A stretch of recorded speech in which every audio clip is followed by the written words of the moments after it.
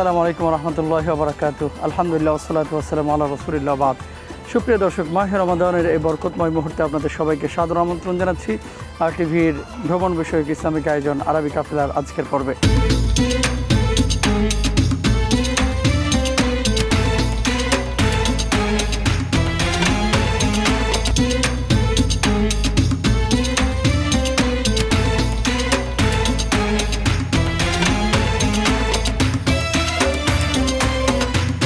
Title sponsor Live Boy. Award by Prawn Recipe Mix. Co-sponsor Shima Steel SARM.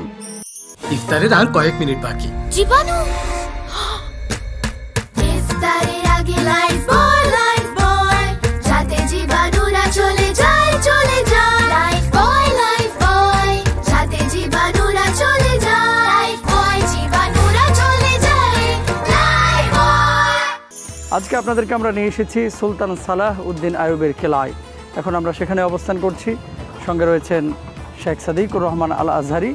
আমরা সম্মানিত শাইখের কাছ থেকে সালাহ উদ্দিন আইয়ুবের জীবন ইতিহাস সম্পর্কে শুরুতেই জানতে যাচ্ছি এবং এই কেলা কেন তিনি নির্মাণ করেছিলেন, ইতিহাস কি, সম্মানিত শাইখ যদি বলতেন। আলহামদুলিল্লাহ, আমরা খুব প্রাউড ফিল করছি যে মুসলমানদের সবচেয়ে সহ্য বীর্যওয়ালা শাসক, যিনি একাই সারা বিশ্বে মুসলমানদের বিজয়কে এমনভাবে ছিনিয়ে এনে কাফেরদেরকে তাক লাগিয়ে দিয়েছিলেন। ক্রুসেডারদের দিনের পর দিন মুসলমানদের উপরে করা অত্যাচারকে যিনি দমিয়ে দিয়েছিলেন, ক্রুসেডাররা পরাজিত হয়েছিল সুলতান সালাহ উদ্দিন আইয়ুবী রাহিমাহুল্লাহর হাতে। তিনি 1137 সালে তিনি জন্মগ্রহণ করেন ইরাকের একটা কুর্দি পরিবারে এবং জন্মের পর থেকেই সুলতান সালাহ উদ্দিন আইয়ুবী তিনি ওনার বাবার সাথে ছোটবেলা থেকেই যুদ্ধের জ্ঞানে পারদর্শী হন। 1137 থেকে শুরু করে 1193 পর্যন্ত এই স্বল্প সময়ে তিনি দুনিয়ার মধ্যে ইসলামকে এতটা বিজয়ী করেছিলেন। আজকে ওনার এই কালা বা সেটাডেল, যেটি মুকাত্তাম পাহাড়ের পাশে, যেটি পুরো মিশরকে পরিচয় করিয়ে দেয় মানুষের কাছে, আইয়ুবী শাসনের রূপকার ছিলেন সালাউদ্দিন আইয়ুবী, যিনি ক্রুসেডারদের বিরুদ্ধে লড়তে গিয়ে এমন অবস্থা হয়েছিল পৃথিবীর মুসলমানদের, আজকে আমাদের বাইতুল মুকাদ্দাসে আল্লাহর নাম উচ্চারণ করার মতো একটা ব্যক্তি ছিল না। সালাউদ্দিন আইয়ুবী রাহিমাহুল্লাহ তিনি এই প্রান্ত থেকে নেতৃত্ব দিয়ে মুসলমানদেরকে হেফাজতের লক্ষ্যে তিনি সিরিয়াতে নেতৃত্ব দিয়েছেন, উত্তর ইরাকে নেতৃত্ব দিয়েছেন, আফ্রিকার কিছু অঞ্চলে তিনি নেতৃত্ব দিয়েছেন, শাসন কার্য পরিচালনা করেছেন। এমনকি সিরিয়ার বিভিন্ন অঞ্চলে শাসন কার্য সেই সময় পরিচালিত হয়েছে সালাউদ্দিন আইয়ুবীর হাত ধরে। এই সেই সেটাডেল বা কেলা, এখান থেকে তিনি শাসন কার্য পরিচালনা করেছেন দীর্ঘ লম্বা সময়। আইয়ুবী শাসন আমলে 200 বৎসর এই সেটাডেল থেকেই শাসন কার্য পরিচালিত হয়েছে। পরবর্তী সময়ে মামালুকি শাসন আমলেও বিচার আচার এবং বিভিন্ন শাসন কার্যে এই কেলাকে ব্যবহার করা হয়। এর পরবর্তী সময়ে ওসমানী সালতানাতের সময়েও এই কেলাকে রাজ পরিবারের বিভিন্ন কাজকর্মে, দেশ পরিচালনার কাজে এই কেলাকে ব্যবহার করা হয়। শুধু তাই না, এই সেটাডেল, এই কেলা, কালাউন পরিবার, মামালুকি শাসকরা খুব সম্মানের সাথে একটা মসজিদ স্থাপন করে এই কেলাকে আরো সমৃদ্ধ করেন। আগের হলুদ বদলে ব্যবহার করছি প্রাণ গুঁড়া হলুদ, অল্পতেই পারফেক্ট কালার, তাই আপনিও বদলে ফেলুন। একবার প্রাণ গুঁড়া মশলা ব্যবহার করেই দেখুন। অটোমান সম্রাটদের নিয়োজিত শাসক সুলতান মোহাম্মদ আলী পাশা এবং ইব্রাহিম পাশা, তারাও এই সেটাডেলকে আরো বেশি সমুন্নত করেছেন এই মসজিদ মোহাম্মদ আলী পাশা নির্মাণ করার মধ্য দিয়ে।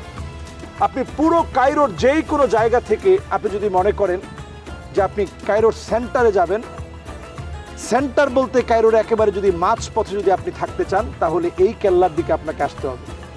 সুলতান সালাহ উদ্দিন আইয়ুবী এমন একটি কেলা আমাদের জন্য, মুসলমানদের জন্য নিদর্শন বানিয়ে রেখে গিয়েছেন, যেখানে তিনি সেনাবাহিনীকে ট্রেনিং বিল্ড আপ করতেন, সারা পৃথিবীর মুসলমানদেরকে কি করে এক উম্মায় পরিণত করা যায়, এই চেষ্টায় তিনি দিনভর চেষ্টা করতেন। সুলতান সালাউদ্দিন আইয়ুবীর উস্তাদ ছিল মুসা জিনকি রহমতুল্লাহ আলাইহি। জি, উনি যখন ওনাকে পাঠালেন যে এই অধপতিত মুসলমান, যেখানে বাইতুল মুকাদ্দাসে আল্লাহর নামটা নেওয়া যায় না, এই অধপতিত মুসলমানদেরকে তুমি মুসলমানদের এই জুলুম আর নির্যাতনের হাত থেকে মুসলমানদেরকে তুমি আবার এগিয়ে গিয়ে বিজয়ের পতাকা উড্ডীন করে মুসলমানদেরকে আগুয়ান বানাও। সুলতান সালাউদ্দিন আইয়ুবী সেদিন থেকে তিনি ঝাঁপিয়ে পড়েন। এমন কোন যুদ্ধ নাই যেই যুদ্ধে অংশগ্রহণ করে সালাউদ্দিন আইয়ুবী পরাজিত হয়েছেন, সব যুদ্ধে তিনি বিজয়ী হয়েছেন। ধন্যবাদ। এমন একজন রণবীরের ইতিহাস এই ছোট্ট কোনো ডকুমেন্টারিতে আসলে বলে শেষ করার মতো। ধন্যবাদ সম্মানিত দর্শক। একটি প্রশ্ন আপনার কাছে জানতে চাচ্ছি, সেটি হচ্ছে এই যে কেলাটি নির্মাণ করা হয়েছিল, আমরা দেখেছি ভূপৃষ্ঠ থেকে বেশ উঁচু জায়গায় এই কেলাটি নির্মাণ করা হয়েছে। কায়রোর এই গুরুত্বপূর্ণ স্থানে এত উঁচু জায়গায় এই কেলা নির্মাণের উদ্দেশ্য কী ছিল?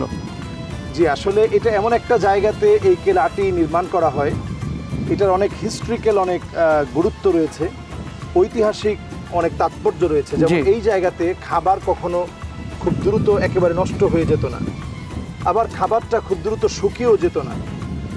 আবার যদি কোনো খাবারকে এখানে শুটকি করা হতো, তাহলে এটা লম্বা সময় একেবারে শুটকি এমন হতো যেটা দুর্গন্ধ ছড়াতো না। এবং কোনো খাবার এখানে আনলে দীর্ঘ সময় একেবারে ফ্রিজে যেভাবে ভালো থাকে, এরকম খাবারটা পচনশীল থাকতো। এই জন্য সালাউদ্দিন আইয়ুবী তার সেনাবাহিনীকে পচনহীন থাকতো, পচনহীন থাকার জন্যই পচনহীন খাবার খাবে এবং ট্রেনিং বিল্ড আপ করার জন্যই মূলত সালাউদ্দিন আইয়ুবী তিনি এই জায়গাটাকে পছন্দ করে নিয়েছিলেন। এই জায়গার অনেক ঐতিহ্যের অনেক হিস্ট্রি আছে। যেমন এই জায়গাতেই সারিউল জাবাল রাদিয়াল্লাহু তাআলা আনহু আরদাহু তিনি কিন্তু শায়িত আছেন। সারিউল জাবাল রাদিয়াল্লাহু তাআলা আনহু এই জায়গার এই পাহাড় জাবাল মুকাত্তাম পাহাড়ের তিনি শায়িত আছেন। সারিউল জাবাল ওমর রাদিয়াল্লাহু তাআলা আনহু উনাকে ডাক দিচ্ছিলেন। আমরা মুহতারাম সারিউল জাবালের রাদিয়াল্লাহু তাআলা আনহুর কথা শুনবো ইনশাআল্লাহ তাআলা। ছোট্ট একটি বিরতির সময় হয়েছে। প্রিয় দর্শক, আপনারা দেখছিলেন আপনাদের প্রিয় অনুষ্ঠান আরবি কাফেলা। সময় হয়েছে ছোট্ট একটি বিরতিতে যাবার। বিরতির পর আবারও ফিরছি। আশা করছি আমাদের অপেক্ষায় থাকবেন ইনশাআল্লাহ।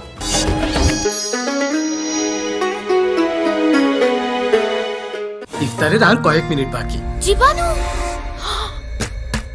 ইফতারের আগে লাইফবয় লাইফবয়, যাতে জীবাণুরা চলে যায় চলে যায়। লাইফবয় যাতে জীবাণুরা চলে যায়। লাইফবয় জীবাণুরা চলে যায়। লাইফবয়।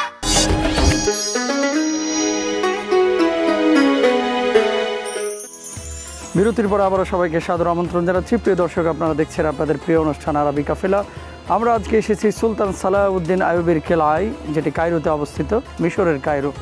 আপনারা দেখছিলেন আমাদের সম্মানিত শেখ চমৎকার আলোচনা করছিলেন এবং এখানে একজন সাহাবী শায়িত আছেন পেছনের পাহাড়ের উপরেই, তাকে দাফন করা হয়েছিল। সেই সাহাবীর ব্যাপারে কি যেন বিরতির আগে আপনি বলতে চাচ্ছিলেন? জি, আসলে এই জায়গাটা অনেক দিক থেকে খুব হিস্ট্রিক্যাল।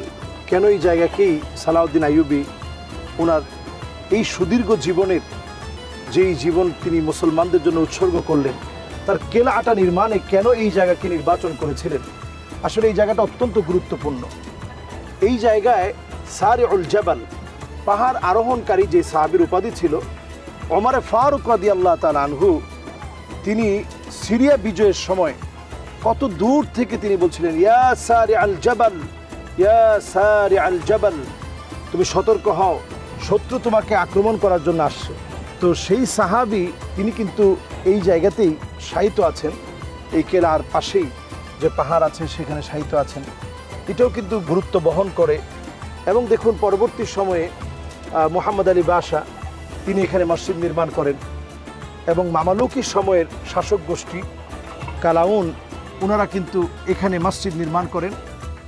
এটি পৃথিবীর অতীত ঐতিহ্যের একটি অংশ বিশেষ বলা যায় স্যাটার্ডের। সালাউদ্দিন আইয়ুবী তিনি খুব অল্প সময় পৃথিবীতে ছিলেন। এই অল্প সময়ের 1193-এ তিনি সিরিয়ায় উমাবি একটি মসজিদে ওনাকে দাফন করা হয়, সেখানে তিনি ঘুমিয়ে আছেন। 1137 থেকে নিয়ে 1193 পর্যন্ত মুসলিম পৃথিবীর এই রণবীর শুয়ে আছে আজও সিরিয়ার উমাউয়া খেলাফতের সেই সময়ের তাদের প্রতিষ্ঠিত একটা মসজিদে। উমাবি শাসকদের ওই মসজিদে তিনি শুয়ে আছেন। আগের হলুদ বদলে ব্যবহার করছি প্রাণ গুঁড়া হলুদ। অল্পতেই পারফেক্ট কালার, তাই আপনিও বদলে ফেলুন। একবার প্রাণ গুঁড়া মশলা ব্যবহার করেই দেখুন। সুলতান সালাউদ্দিন আইয়ুবী যে কেলাটি আমরা আপনাদেরকে ঘুরে ঘুরে দেখালাম, এর বিস্তারিত বললাম। এই কেলার ভিতরে অনেকগুলো মিউজিয়াম আছে। পুলিশদের জন্য করা একটি মিউজিয়াম আছে, একটি জাদুঘর রয়েছে যেখানে রয়েছে ফেরাউনের শাসন থেকে শুরু করে সুলতান সালাউদ্দিন আইয়ুবী যে অস্ত্রগুলো ব্যবহার করতেন, মামালুকিরা যে অস্ত্রগুলো ব্যবহার করতেন, ওসমানী খেলাফতকালে যে অস্ত্রগুলো ব্যবহার করা হতো, সেগুলোর অনেক অস্ত্রগুলো এখানে দেখানো হয়, যাতে করে মুসলিম আজকের আমাদের ভবিষ্যৎ, আমাদের প্রজন্ম যেন শৌর্য বীর্য নিয়ে আবার অতীত ঐতিহ্যের জন্য জাগ্রত হতে পারে। সালাউদ্দিন আইয়ুবী এমন একজন মানুষ ছিলেন যার ব্যাপারে এখন আমাদের বলতে মনে চায়, সালামুন আলাইকা ইয়া সালাহাদ্দিন। সালাউদ্দিন আইয়ুবী, তাকে সবসময় বলতে মনে চায়, ঔযরান ইয়া সালাহাদ্দিন, হে সালাউদ্দিন, তুমি যে বিজয় বিপ্লব এনে দিয়েছিলে আজ আমরা ধরে রাখতে পারিনি। আবার যদি মুসলমানদের এমন ব্যতিক্রম কোনো লিডার মুসলমানদের রণতুর্যবাদক বীর হিসাবে দাঁড়িয়ে যায়, আবার মুসলমানদের বিজয় আসবে। যুগ জমানা পাল্টে দিতে চাই না অনেকজন, এক মানুষই আনতে পারে জাতির জাগরণ। এখনও পর্যন্ত এখানে জাদুঘরগুলোর মধ্যে সেই মুসলমানদের হারানো ঐতিহ্যগুলো দেখলে আমাদের আনন্দে বুক ভরে যায়। আজ এ পর্যন্ত, ইনশাআল্লাহ জি, ধন্যবাদ সম্মানিত শাইখ। অনেক গুরুত্বপূর্ণ তথ্য আমরা পেয়েছি। আমরা দোয়া করি আল্লাহ সুবহানাহু ওয়া তাআলা যেন ঘরে ঘরে সালাউদ্দিন আইয়ুবীর মতো মহাবীর দান করেন। আজকের কেলা থেকে প্রিয় দর্শক বিদায় নিচ্ছে। আগামীকাল ইনশাআল্লাহ নতুন পর্বে নতুন স্থাপনায় আবার দেখা হবে। আল্লাহ হাফেজ। আসসালামু আলাইকুম ওয়া রাহমাতুল্লাহ।